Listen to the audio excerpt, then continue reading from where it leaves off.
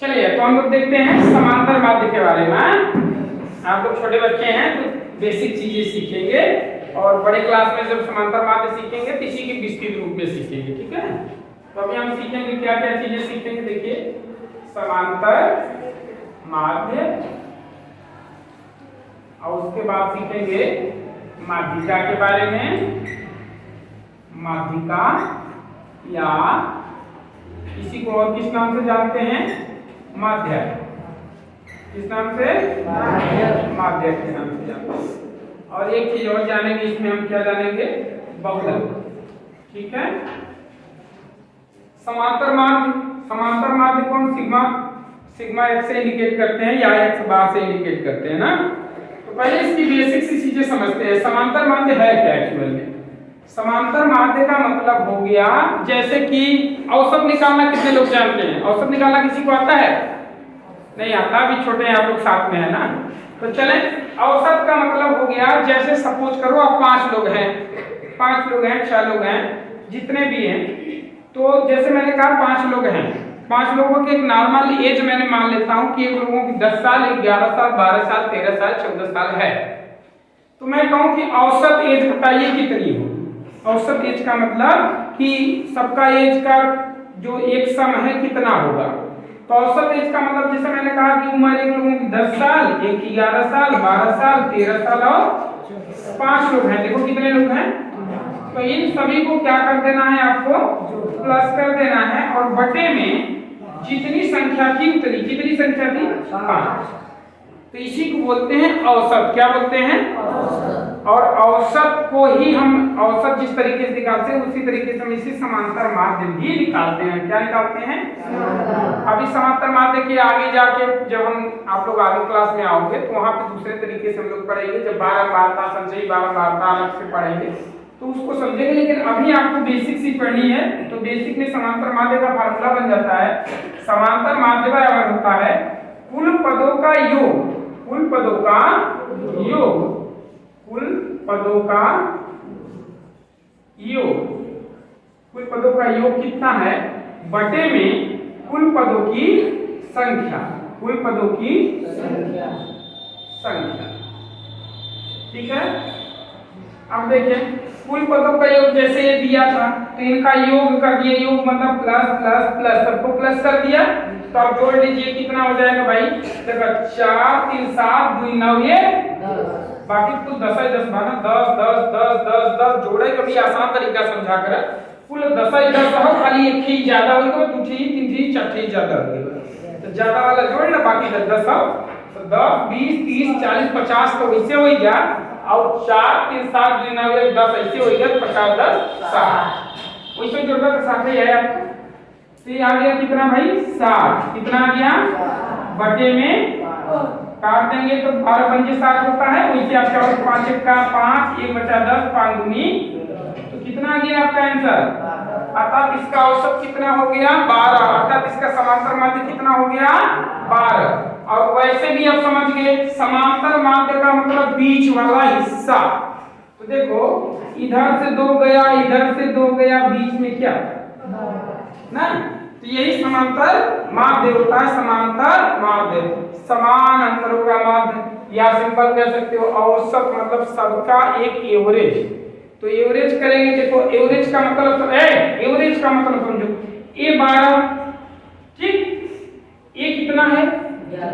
ये कितना है? 13।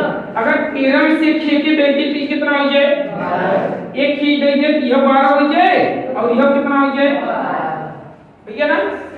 अब ई कितना का? ई कितना का? तो 1 के 12 करते का करी? 2। जब ये 2 6 में लिख लेते में आती कैसे हो जाए? 2 6 में लिख जाती कैसे हो जाए? देखो 12 12 12 12 12 मतलब औसत कितना हो गया इसका? 12। समझ में आया ना क्या है औसत? 12 समझ में आया। ऐसे की कहानी बा क्या? 2 पेड़ है। क्या है? 2 पेड़ है। एक पेड़ों पे कुछ चिड़ियाएं बैठी हैं और दूसरे पेड़ पे कुछ चिड़िया बैठी हैं। पहले पेड़ की चिड़िया कहती है, मैं दूसरा पेड़ बना देता हूं आप लोग समझें। एक पेड़ है, इस पेड़ों पे और इस पेड़ पे कुछ चिड़ियों का झुंड बैठा है ना। इस पेड़ की चिड़िया इससे कहती है कि अगर तुम मुझे एक चिड़िया दे दो, कि बहन जी तुम अगर मुझे एक चिड़िया अपनी दे दो तो मैं तुम्हारी दुगनी हो जाऊं। तुम्हारी कितनी हो जाऊं? दो गुनी हो जाऊं। और इस पेड़ की चिड़िया इससे कहती है कि बहन तुम अगर हम मुझे एक दे दो तो मैं तुम्हारे बराबर हो जाऊं। तो बताओ चिड़ियों की संख्या कितनी है? तो ये देखो सिंपल सी है, हम क्या समझ सकते हैं, 5 और 7। यहाँ एक पे समझ लेते हैं 7 और एक पे समझ लेते हैं 5। ये वाली चिड़िया जब इसको एक दे देगी तो ये हो गई 6 और ये भी हो गई, दोनों बराबर हो गई। और ये वाली चिड़िया यदि इसको एक दे देती है तो ये 7 को भाई एक लेके कितना हो जाएगा और ये कितना बचेगा, दुगनी हो गई। तो ये कहानी ठीक थी ना, उसी तरीके से। तो ये औसत आप लोग आशा करता हूँ समझ गए होंगे।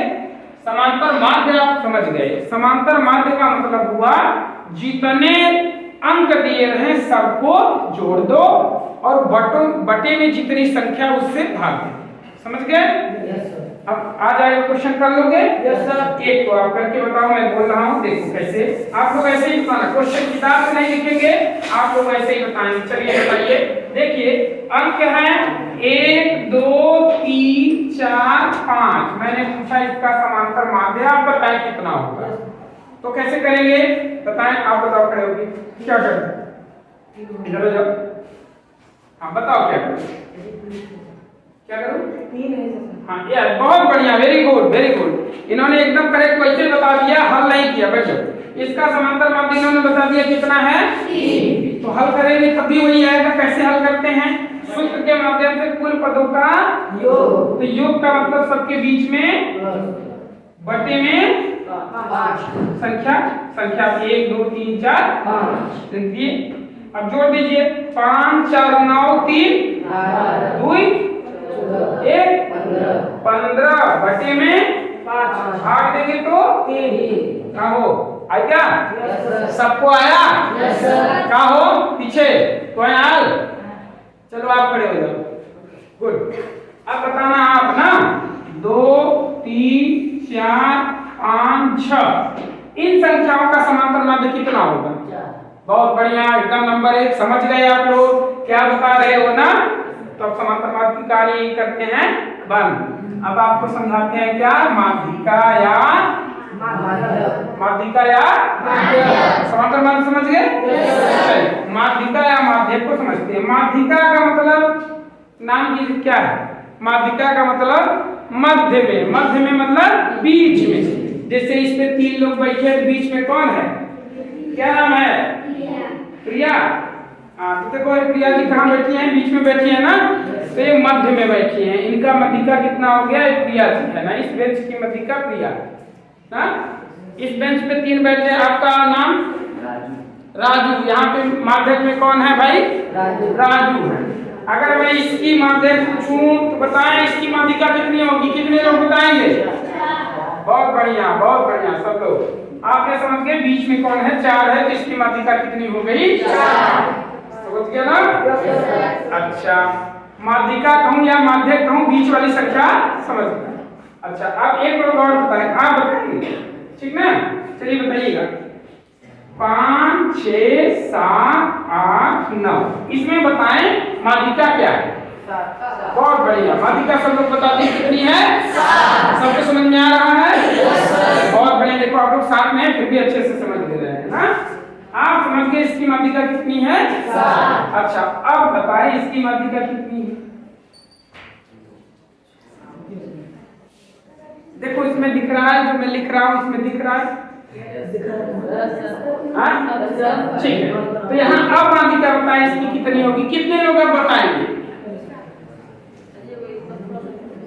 अभी बेसिक समझो, इसी से सूत्र बना है, कैसे बना है वो भी मैं बना के बताऊंगा। हाँ बताओ। गुड, आप बताओ। 8 तो बीच में है नहीं, 8 तो बीच में नहीं। हाँ बताओ। 8 हाँ, अगर ऐसे कहते हो कि 7 8 तो मैं सही मान लेता हूँ, क्योंकि बीच में दोनों हैं। देखो 2 इधर छोड़ दिए, 2 इधर छोड़ दिए, बीच में कौन कौन से हैं? 7 और 8 दोनों बीच में हैं। तो इसलिए 7 8 तो कहोगे, लेकिन 7 8 नहीं कहोगे। अब क्या कहोगे? 7 और 8 के बीच में। तो 7 और 8 के बीच में क्या होता है? 7.5।